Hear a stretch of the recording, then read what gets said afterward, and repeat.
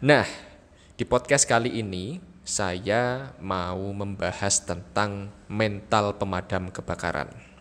Kita tahu bahwa manusia itu cenderung suka, cenderung kagum dengan kisah-kisah yang sifatnya heroik dan kepahlawanan.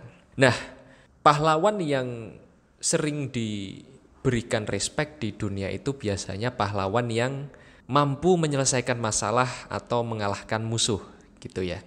Di kehidupan nyata ini sama seperti pemadam kebakaran, yaitu pemadam kebakaran itu kan datang biasanya kalau ada masalah.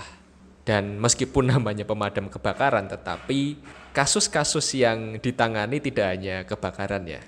Rumah saya waktu itu pernah kemasukan ular ya, ada ular. Waktu itu ya saya mengundang pemadam kebakaran gitu. Dan ternyata memang kasus-kasus yang ditangani oleh pemadam kebakaran ini tidak hanya kebakaran, melainkan juga yang lain sebagainya. Sama seperti tadi yang saya ceritakan, yaitu ada ular, kemudian ada kucing yang nyangkut atau terjebak di atas pohon, ada hewan peliharaan yang nyangkut di suatu tempat, perlu dibebaskan, dan lain sebagainya. Dan bisa jadi makna dari pemadam kebakaran ini maknanya tidak makna sesungguhnya ya, literally, bukan literally, tetapi kebakaran dalam tanda kutip, kebakaran atau sesuatu yang bikin gundah, bikin takut gitu kan ya, seperti itu.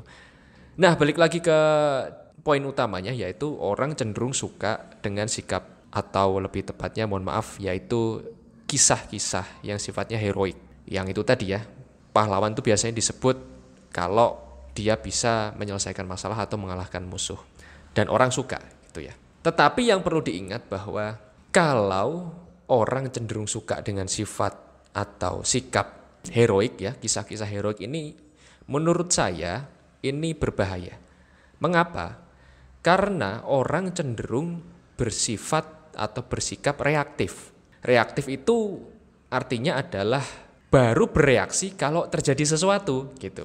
Misalnya baru kerja kalau duitnya udah habis gitu ya. Baru jualan kalau duitnya udah habis. Kalau masih punya duit nggak mau kerja, males gitu kan ya. Kemudian baru mau olahraga kalau badannya sudah sakit-sakitan atau sudah didiagnosa dokter terkena suatu penyakit dan disarankan untuk berolahraga. Nah, artinya ya, sikap reaktif ini menurut saya, dan mungkin Anda juga setuju, ini adalah sikap yang tidak baik. Seharusnya reaktif ini ditaruh di belakang. Ibaratnya pemadam kebakaran ini, pahlawan-pahlawan yang memang menyelesaikan masalah ketika masalah sudah terjadi, itu harusnya dijadikan opsi terakhir. Opsi yang paling akhir banget.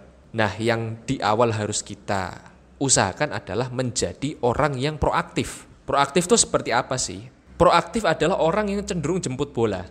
Orang yang cenderung punya inisiatif dan cenderung mencegah. Nah, orang-orang yang suka mencegah sesuatu buruk terjadi ini biasanya nggak populer dan mungkin tidak disukai orang, karena mungkin orangnya akan dicap apaan, dikit-dikit nggak boleh, dikit-dikit tidak boleh, itu tadi ya, tidak boleh, dilarang gitu ya, dikit-dikit mungkin haram gitu. Padahal kunci agar hidup kita itu aman, nyaman dan terus bertumbuh ya, minim drama, minim gejolak, itu ya harus jadi proaktif. Harus menjadi orang atau masyarakat rakyat yang inisiatif, mau melakukan pencegahan dan jemput bola.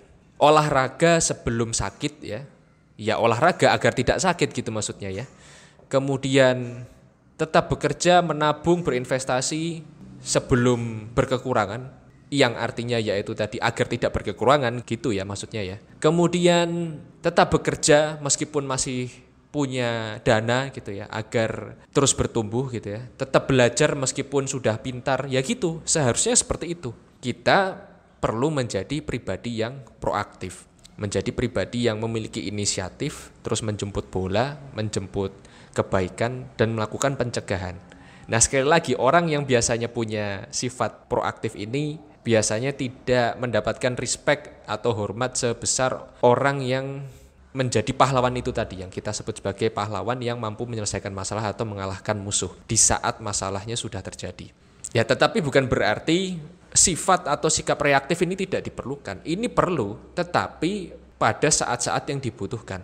Jadi sekali lagi, proaktif dan reaktif ini saling mengisi. Tetapi sebisa mungkin kita mengusahakan menjadi orang yang proaktif agar kita mampu mencegah hal-hal yang tidak seharusnya terjadi, kita mampu mencegah hal-hal yang tidak baik atau biaya-biaya yang harusnya keluar pada hal yang tidak diperlukan ya. Mungkin keren ya, misalnya kita berbisnis, ada orang yang berbisnis ya sembrono gitu kan ya, reaktif, kemudian rugi terus dia reaktif gitu. Wah, rugi nih.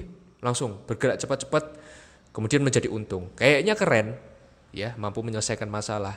Padahal masalah itu terjadi biasanya karena ada akumulasi kesalahan-kesalahan yang meskipun kecil ya dilakukan gitu. Nah, kalau misal kita menjadi orang yang proaktif, mungkin nggak seru, mungkin nggak keren gitu ya, mungkin membosankan gitu, tetapi mampu mencegah kita dari keburukan-keburukan dan kerugian-kerugian serta biaya-biaya yang tidak diperlukan. Jadi seperti itu, sahabatku dimanapun Anda berada, mudah-mudahan kita bisa terus menjadi, atau lebih tepatnya mudah-mudahan podcast ini mampu menyadarkan kita agar mulai sadar bahwa menjadi proaktif itu penting. Bahwa meskipun menjadi proaktif itu nggak keren, menjadi proaktif itu tidak terlihat keren maksudnya ya. Keren sih keren ya. Jadi orang proaktif itu keren, tetapi tidak terlihat keren di mata orang lain dibandingkan orang yang bermental dalam tanda kutip pemadam kebakaran.